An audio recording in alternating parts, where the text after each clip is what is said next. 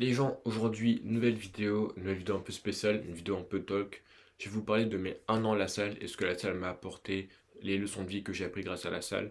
Et franchement, j'aimerais bien vous partager tout ça parce que je trouve ça essentiel de communiquer avec vous parce que déjà, c'est une expérience, 1 an la musculation. Surtout que j'ai un parcours assez atypique qui m'a fait apprendre beaucoup de choses.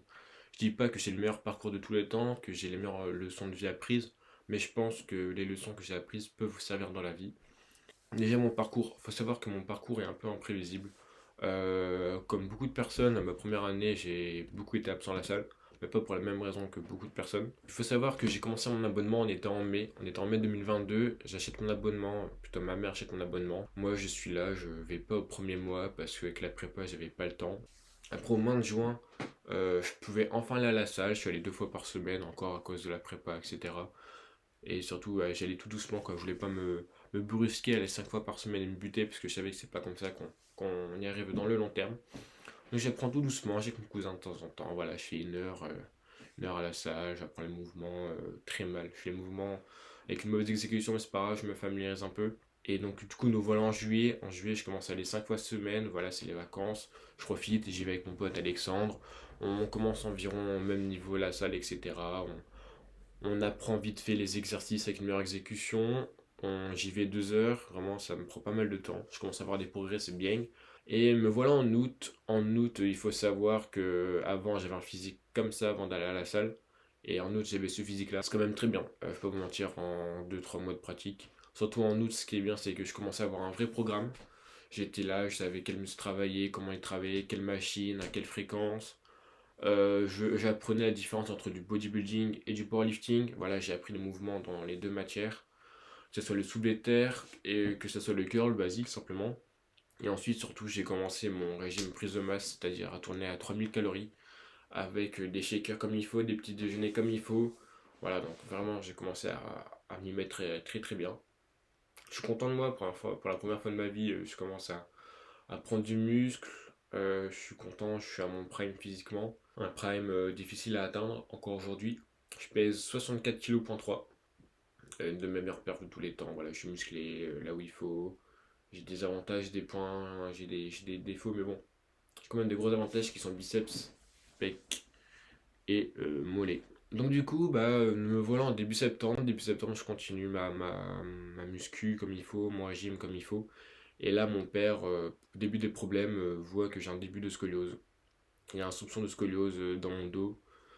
Du coup, je vais voir le médecin me dit faut arrêter le sport, j'arrête le sport, je continue que le basket et la boxe. Je suis au bout de ma vie parce que la musculation et la scoliose, c'est pas du tout un bon ménage, tu peux pas faire l'un avec l'autre. En plus, moi j'avais une big scoliose, vraiment, genre, ça faisait un double scoliose, là c'est tordu, au lieu que ça soit comme ça, mon dos est comme ça. J'ai grave le seum, je peux pas vous mentir, je me vois arrêter la salle à tout jamais. Mais bon, c'est pas grave, j'arrête de déprimer, je vais quand même faire du sport, puis je me dis, de toute façon, ça se trouve, c'est temporaire. Le problème, c'est vu que je vais plus à la salle, j'arrête de manger comme il faut. Même si je continue à bouffer du contenu en termes de muscu pour approfondir mes connaissances, je suis là, j'arrête de manger comme il faut, c'est-à-dire mon repas super calorique et tout, ça va à la poubelle. Et les mois passent, et je suis là en février, je suis revenu comme avant, c'est-à-dire que mon physique est revenu comme si j'avais jamais commencé la salle. J'ai tout perdu. J'ai perdu toute ma force, j'ai perdu tous mes muscles, tout ce que m'avait apporté la salle, j'ai tout perdu. Du coup, je rentre plus profond dans la déprime. Voilà, ma déprime est encore plus forte. Et là, je donne les radios de ma scoliose de mon dos à mon père pour qu'il montre à son kiné. Son kiné lui dit que c'est pas une scoliose, c'est un problème de posture, que ça n'a aucun rapport avec la scoliose, donc il faut que j'aille un posturologue. Moi j'entends ça, je me dis let's go, je reprends la salle. Je reprends la salle en février tout doucement, ça veut dire que j'y vais 2 fois semaine. Ça se voit d'ailleurs dans ma vidéo Winter Arc que voilà, je vais doucement. C'est vraiment ma reprise dans le sport, tu vois. Je suis là, je fais des squats à 40 kg, en soulevé de terre je suis à 60 kg. Alors de base j'ai été bien plus haut. Pour vous dire, avant, genre en août-septembre, j'étais à mon prime, en termes de muscle, comme je dis, c'était à 64 kg. Mais surtout, j'étais là, j'avais fait 90 ou 95, je sais plus, en soulevé de terre. Et j'étais arrivé à 40 en squat, 35-40 au développé couché. Et je suis en février, première séance, j'en prends tout doucement. Et deuxième séance, je pète le seum. Voilà, ma déprime était encore bien présente sur moi en cause d'un événement qui s'appelle Les filles. Et donc du coup, je suis là, j'ai pris toute ma haine et tout, j'ai fait un PR.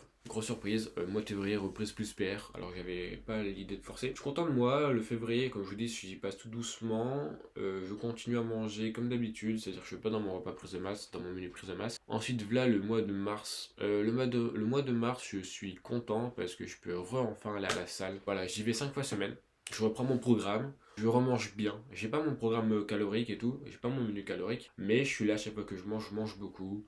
Je fais pas attention à avoir des shakers, je fais pas attention à prendre un putain de petit déjeuner, à prendre des collations. C'est juste que quand je mange, tu vois. J'allais souvent dans des restos à volonté, même pour l'anecdote, comme ça je m'encule les calories. La chose c'est que j'y allais pas très souvent, mine de rien, à cause des cours. Vu que c'était à la fin de l'année, les profs rattrapaient tous leurs cours, c'était super chiant. En avril, je continue à la salle comme il faut, j'ai fait 5 fois semaine, je remange mieux, c'est-à-dire que je me force plus à manger des choses, je grignote des fruits, des snacks et tout, entre mes repas pour avoir encore un surplus calorique. Et me voilà, je reprends mon bon programme.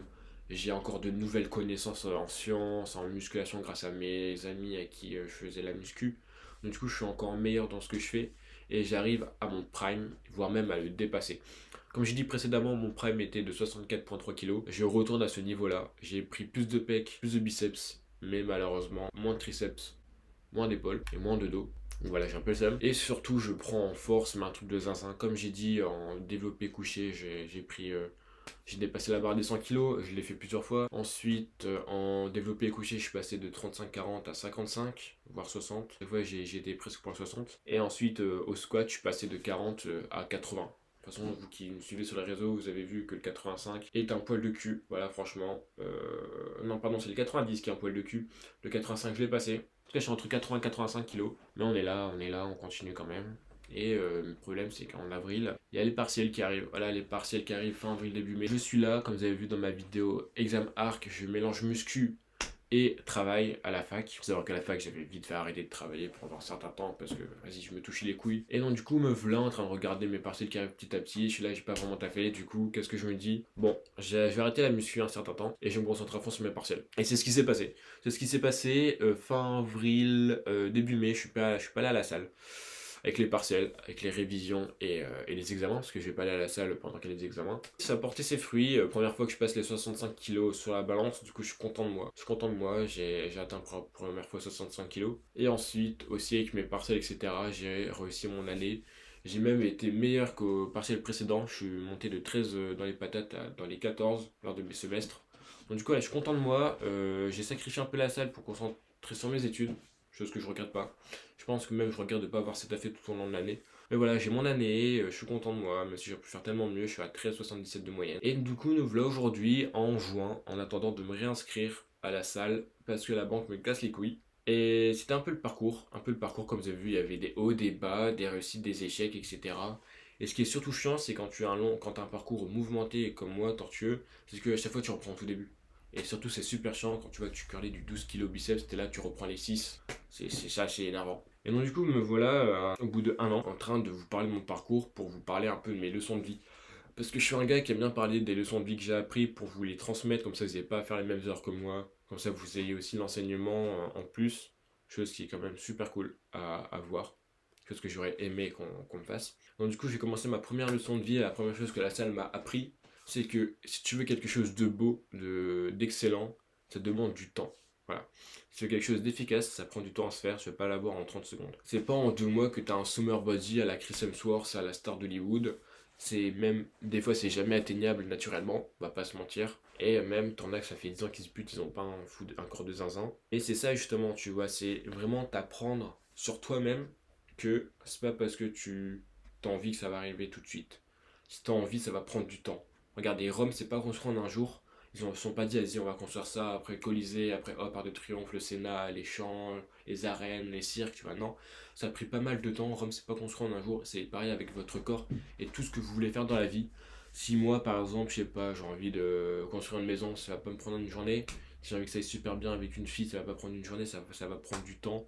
Que ça soit aussi juste avec votre corps, si j'ai envie de courir un marathon, bah ça va pas prendre une journée, ça demande de la pratique, de la pratique et de la pratique. Du coup c'est vraiment important, c'est dans tout ce que vous allez faire, c'est quelque chose de beau, ça va prendre du temps, faut pas se précipiter. On peut être rapide, on peut vouloir faire vite, mais il faut pas se précipiter. Ensuite, ce que la salle m'a donné, c'est tout simplement des amitiés. Voilà. 80% de mes amitiés se sont faites grâce à la salle. Les seules amitiés que j'ai pas en rapport avec la musculation, c'est Ilias, même si on a partagé un bon moment de remise en forme. C'est vraiment le seul gros ami que j'ai aucun rapport avec la musculation. Mais sinon, c'est plus des connaissances, etc. Mais sinon, tous mes amis, tous mes super potes ont un rapport avec la musculation. Que ce soit mes potes de prépa, que pendant la prépa on se voyait, etc. On se dit vas-y, faut qu'on aille à la salle. Que pendant les vacances on se voyait grâce à la salle. On avait nos petits rendez-vous avec Timothée, c'était tous les jours et avec Léo c'était le dimanche et à voir si on se rencontrait. C'est toujours aujourd'hui, genre toutes les semaines, rendez-vous le dimanche, voilà, on passe du bon temps, on s'entraîne, on s'améliore. Ensuite, j'ai plein d'amis qui sont construits grâce à la salle, je pense par exemple à Enzo, voilà, on s'est construit un peu grâce à la salle, etc. Tous mes potes de fac, grâce à la muscu, on s'est construit. Je me souviens de ma première discussion que j'ai eue avec mes potes de fac, c'était avec Gabriel Gaëtan, on parlait muscu. Ensuite, quand on sortait, bah c'était en mode venez les gars, on va à la salle, etc. On passe un bon moment tous ensemble. Comme vous pouvez voir pour les vlogs, genre on peut être n'importe qui, tu vois, moi je suis méga skinny, j'ai mon pote Lou qui est c'est quand même bien défini. J'ai mon pote Bastien qui est bien en point, et j'ai ma pote Victoria qui est vraiment genre, en plus c'est une fille, tu vois, qui se connaît pas du tout, que c'est bien en point, donc vraiment en fait, t'avais tout le monde qui se connectait, qui avait le même objectif, c'était se donner à fond, du coup ça crée des relations, ça crée des liens, et toi t'es en mode super cool, parce que tu passes 2 heures avec des amis, 2 heures c'est super bien pour créer une amitié, pour créer des relations, des liens forts, en plus t'as plein d'anecdotes que j'ai avec eux, il y a aussi plein de moments, regardez, on a fait un vlog, on allait à la salle, alors qu'aucun de nous n'était allé pour aller à la salle. Vraiment, c'est pour montrer que la muscu te donne des amitiés. Et aussi, c'est avec des inconnus.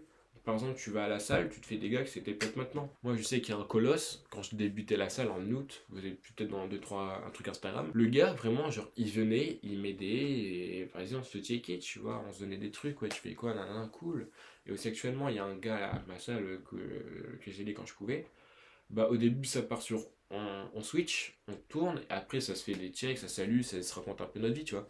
Donc, vraiment, la salle, c'est vraiment quelque chose de bien. Quand tu veux construire des amitiés, que ce soit avec un groupe extérieur ou un groupe intérieur. Après voilà, faut pas forcer à être ami avec tout le monde quand t'es à la salle et tout, sinon t'es vite passé pour le rôle de service. Ensuite j'ai parlé de la salle en elle-même, la musculation, c'est que ça m'a donné un exutoire pour délivrer ma souffrance. Alors c'est très bizarre, très dark de dire ça comme ça. Bon c'est cliché, mais voilà, faire du sport, aller à la salle, ça réduit ta déprime, ça réduit ta dépression. Justement tu te vides, genre tu c'est un exutoire, genre tu pousses toute ta colère, tu pousses toute ta tristesse, tu craches ta haine sur les haltères et tout. C'est nettement bien parce que moi ça me permettait de pas craquer, que ce soit sur mes proches ou juste que ça soit pas de toujours tout emmagasiner dans mon cerveau, dans mon corps, etc. Et vraiment quand j'allais à la salle, genre je pensais à des choses tristes et tout. Et vraiment quand j'allais à la salle, genre vraiment je poussais, genre j'arrivais à oublier mes problèmes. Quand j'ai eu des peines de cœur, bah let's go, genre je me la donnais, j'ai eu des putains de progrès. Et ça allait mieux parce qu'en plus tu passes encore un moment avec tes potes, t'oublies et en plus tu t'améliores et vraiment c'est un exutoire de zinzin. C'est pour ça, genre si vous sentez pas bien, allez à la salle. C'est trop cliché mais je vous jure vous allez mieux vous sentir parce que vous allez vous dépenser, vous allez cracher votre haine, votre colère, votre tristesse, tout ce que vous avez sur le cœur, dans votre cerveau, tout ce que vous avez sur vous, en fond de vous, vous allez bim, ça va nettement mieux. Donc vraiment je suis vraiment reconnaissant envers la salle pour ça. Encore une fois je dis c'est super cliché mais c'est super vrai. Ensuite, ce que la salle m'a apporté, m'a donné, c'est une fois que c'est un peu spécial, c'est plus ma mentalité de la vie, et justement la salle m'a changé de mentalité. En fait, quand tu te développes à la salle, quand tu t'améliores, tu développes ton physique. Comme je dis sur Instagram, sur TikTok, quand tu développes ton corps, tu dois aussi développer ton cœur et ton cerveau, sinon tu deviens pas du tout équilibré et tu deviens mauvais. En l'occurrence, si tu améliores que ton corps sans améliorer ton cerveau et ton cœur, tu deviens narcissique, tu deviens super connard, qui est super narcissique avec lui, qui critique tout le monde, qui cherche pas à s'ouvrir aux autres, tu vois. C'est pour ça que quand tu améliores ton physique, tu dois améliorer ton cerveau. C'est-à-dire ta capacité à être intelligent, à ta capacité à réfléchir, à raisonner, tu vois, à avoir du recul sur beaucoup de choses, tu dois être mature, etc. Et puis surtout, tu dois aussi améliorer ton cœur, car il y a souvent qui vont à la salle, comme je dis, pour se délivrer de toute leur souffrance, toute leur tristesse. Donc, du coup, ils oublient un peu leur cœur, mais donc, du coup, c'est bien aussi quand tu vas à la salle, c'est que de ton côté, tu améliores ton côté humain. Parce que tu peux très vite le perdre. Je parle notamment avec le vilain arc qui est beaucoup utilisé dans la communauté TikTok. Un mauvais exemple, mais bref. C'est pour ça que depuis que je vais à la salle, je me rends compte que c'est super important d'améliorer son cerveau. Travaillant à l'école, en lisant des conférences, en allant en conférence, en lisant des livres, des bouquins, des vidéos éducatives et tout, des vidéos qui t'apprennent des choses. Et aussi améliorer ton cœur en étant plus humain, en étant plus ouvert avec les gens, en étant un peu plus en mode super héros que super vilain. Donc vraiment ça c'est super important, ça m'a grave amélioré dans la vie de tous les jours. Et je crois que c'est la salle qui m'a donné ce déclic en mode je vais être un homme meilleur et il faut que je sois meilleur partout. Voilà, c'est une leçon de vie que j'ai apprise, un nouveau mindset que je recommande à tout le monde de se développer physiquement mais aussi intellectuellement et humainement. Ensuite, ce que la salle m'a apporté une dysmorphie corporelle. Voilà, là c'est un peu tristou, voilà, on casse un peu le délire et tout. Voilà, faut pas se mentir, c'est que c'est super logique que tu attrapes une dysmorphie corporelle parce que la musculation t'améliore sur le physique. Et comme dans toute profession, quand tu t'améliores, tu cherches à devenir meilleur, tu vois tous les petits détails, tu vois toutes les choses. Et c'est comme ça au basket. Par exemple, au basket, quand tu commences le basket, t'es là, t'es en mode super bien, je commence à shooter, mais plus t'arrives dans le temps, plus tu te dis, merde, je shoot pas assez bien. Je dribble pas assez bien, je suis pas assez bon en défense. Et moi j'avais ça au basket, genre j'étais bon en défenseur et bon en passe. Genre pour moi, c'était en mode, je cherchais toujours les petits détails pour être meilleur. Je cherchais comment bien me placer, comment bien délivrer, si j'attends, bref, plein de choses comme ça. Et la salle, c'est un sport comme les autres, la musculation, et bien sûr que ça n'échappe pas à la règle. Tu regardes toujours des petits détails, tu regardes toujours ce qui va pas sur ton corps, et donc du coup, tu te vois comme avant, que tu n'avais aucune amélioration. Et bien sûr, ça c'est toxique si tu sais mal l'utiliser. Tu peux avoir la dysmorphie corporelle pour t'améliorer, pour avoir de nouvelles progressions, pour te dire ouais, il faut que j'améliore ça, il faut que j'améliore ça. Mais le problème, c'est que ça peut très vite tomber dans un côté toxique en mode corps n'évolue pas, je suis plus la merde, et tu tombes en dépression. Moi perso, c'est assez spécial parce que j'étais à mon prime. Quand j'étais à mon prime, j'étais super content parce que je sais que j'avais des améliorations, mais c'était pas suffisant. Et la chose, c'est que quand j'ai tout perdu, j'ai tout perdu. Et surtout, ce qui accompagne ma dysmorphie corporelle, c'est, je reviens dans un nouveau point, ce que la salle m'a apporté, c'est que vu que j'avais plus de muscles, plus de force, je voyais mon physique descendre, ma force descendre, mais surtout mon utilité descendre. La salle m'a apporté une utilité dans la vie. C'est-à-dire que je vais vous montrer des photos, depuis tout petit je suis super skinny, voilà, mes bras c'est des équerres, t'as pas de forme et tout. Je vous montre une photo à l'appui. Mais vraiment, c'est dur pour moi, c'est dur pour moi. Genre, par exemple, avant d'aller à la salle, j'avais du mal à soulever un aspirateur d'azote tout basique, j'avais trop du mal. Genre, j'étais là à deux mains, limite, je faisais du soulevé de terre, c'était super dur. Et là, maintenant, je le pull up à une main, je me balade et tout, je peux faire des dingueries avec, tu vois. En tout cas, c'est ce genre de choses qui te rendent utile et t'es super contente. C'est moi, personnellement, dans mes proches ont des problèmes de santé, etc. Quand je me vois, je peux les aider avec ma force qui serait pas la santé, bah, ça me donne une confiance en moi, ça me donne de l'utilité, ça me donne aussi du bonheur. Par exemple, je vois mon père qui soulève des trucs lourds. Avant, bah, je pouvais que regarder, je pouvais pas aider parce que ça servait à rien. Et là, maintenant, je peux l'aider, je peux le remplacer et je lui nique pas sa santé, tu sais. Et c'est ça le truc super positif que la salle m'a donné. Mais le problème, c'est une fois que j'ai tout perdu, bah, je le voyais galérer et tout. Ça m'a mis encore plus mal dans ma déprime, dans ma dépression. Mais là, je suis content, je remets à la salle et je peux être réutile à mes proches. Je peux les aider physiquement, genre. Par exemple, le déménagement que j'avais avec un pote, bah vas-y, j'ai porté des trucs lourds. Il y en a porté des choses plus lourdes qui est plus musclé, mais j'essaie de porter des choses lourdes, tu vois. Vraiment, ce sentiment d'être utile parce que t'es musclé, parce que t'es fort. Quand t'étais skinny, c'est quelque chose d'incroyable. Genre, vraiment, genre, tu trouves ton rôle. T'es là, tu te dis, vas-y, je suis pas une merde et let's go, tu sais. Et ça, c'est vraiment une bonne chose. Le dernier point que je voudrais aborder avec vous, et c'est un point particulier, c'est un point qui va être très incomplet pour beaucoup de personnes, mais pour moi est très important. C'est tout simplement la salle m'a donné une image d'être une source de motivation, d'être source d'inspiration pour les gens. C'est très bizarre de dire comme ça, mais je vous assure, laissez-moi juste un peu vous expliquer et je vous explique tout ça en détail. Il faut savoir que, comme je dis dans un TikTok qui va sortir ou qui est sorti, je n'ai aucune idée si je le poste maintenant ou pas, c'est que chaque personne, chaque individu peut être le héros de quelqu'un d'autre. Toi, tu peux être le héros de ton petit frère, d'un inconnu, de ton grand-père, d'être un pote, tu vas voir, tu peux devenir source de motivation de tout le monde. T'as pas besoin d'être super connu pour être une source de motivation. Par exemple, tu prends Tom Brady, par exemple, on dit qui son héros, son héros c'est son père, tu vois. Il n'a pas dit que c'était Michael Jordan, il n'a pas dit que c'était une légende du football américain, il n'a pas dit que c'était quelqu'un de super connu, il a dit que c'était son père, tu vois. Et ça, je le ressens parce qu'il y a beaucoup de personnes à qui j'ai changé leur vie. T'en as qui me l'ont dit, t'en as que je sais que j'ai un impact qui me l'ont jamais dit. Et franchement, je voudrais vous en parler parce que c'est quelque chose pour moi qui est super délivrant, qui encore une fois me rend utile dans la société, me rend utile pour mes proches autour. Et surtout, ça peut vous arriver aussi et ça peut peut-être vous ouvrir les yeux. Par exemple, moi je suis quelqu'un qui n'est pas célèbre sur les réseaux. J'ai même pas 200 abonnés sur YouTube et sur Instagram, j'en ai même pas 400. Sur TikTok, j'en ai même pas 50. Sur Twitch, je dois avoir quoi, 30 followers grand max. Donc, du coup, on peut se demander pourquoi comment ça se fait que j'arrive à être une source de motivation, une source d'inspiration. Bah c'est simple, c'est ma façon de parler tous les jours. Tu vois, le père de Tom Brady avait pas les réseaux sociaux, du coup c'est en lui parlant tous les jours. Bah moi c'est strictement pareil. Je parle tous les jours à mes potes, je les motive, etc. Et aussi je propose du contenu sur les réseaux en mode source de motivation. Et c'est pour ça que j'ai un impact sur la vie des gens. Mais j'ai aussi un autre impact. Il faut savoir, comme vous avez vu mon expérience, mon parcours et aussi avec les photos, je suis parti de la grosse merde et je suis devenu une petite merde physiquement. Et justement, le fait de toujours s'acharner, surtout en ayant plein de projets à côté, ayant la fac à côté. Regardez, j'ai YouTube, je vais à la fac, je vais au sport et je vais à la muscu, tu vois. En fait, j'étais surchargé, j'étais bien chargé et tout. Et les gens, ils me regardaient, ils me disaient, putain, si le boug, il arrive à aller à la salle, se niquer 2 heures, 5 fois par semaine, avec pas des progrès de zinzin, et à côté, il fait YouTube, à côté, il taffe en cours, à côté, il fait son basket, il fait sa boxe. Et de l'autre côté, il va voir sa famille. De l'autre côté, il va voir ses amis. Pourquoi moi, qui est moins chargé que lui, je ne pourrais pas y arriver, je ne pourrais pas devenir meilleur. Tu vois. Et c'est juste ça, en mode putain, si lui arrive, lui il fait, je peux devenir comme lui, je peux aller comme lui. Ça, c'est déjà un premier point de mon image de source d'inspiration.